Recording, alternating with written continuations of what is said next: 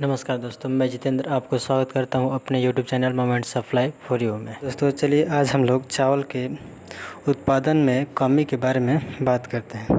हाल ही में government data के तहत यह आया है कि भारत में चावल के उत्पादन में कमी हुई है।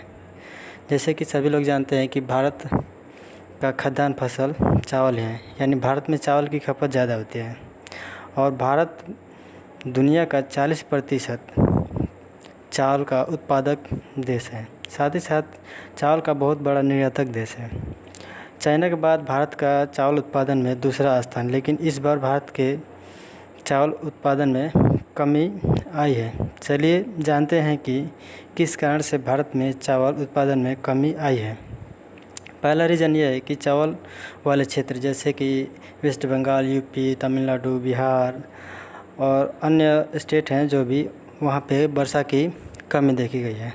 दूसरा कारण यह है कि धान की जो नर्सरी की जाती है तो उस समय बारिश का अभाव देखा गया और जिसकी वजह से धान के जो नर्सरी हैं, यानी कि धान के जो छोटे छोटे बीज होते हैं और वो प्लांटिंग के लिए मतलब कि उगाया जाता है, उसको नर्सरी कहते हैं, उसमें भी प्रॉब्लम आ गई थी और जिसकी वजह से उनकी फर्टिलाइजेशन बढ़िया से नहीं हो पाई। चलिए हम बात करते हैं अब कि चावल के उत्पादन के लिए क्या क्या ज़रूरी है। जैसे पहला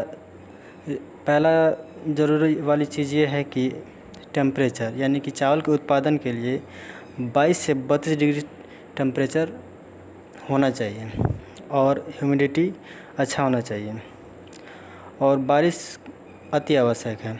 बारिश लगभग इसको 150 से 300 cm होनी चाहिए, मिलनी चाहिए इसको, और ये टोटली मतलब वर्षा के ऊपर ही डिपेंड करता है और बारिश वाला ही मतलब ये, यानी कि पानी वाला ही ये फसल है। और बात करते हैं मिट्टी की, तो इसके उत्पादन के लिए दोमट मिट्टी यानी कि क्ले मिट्टी की आवश्यकता होती है ना।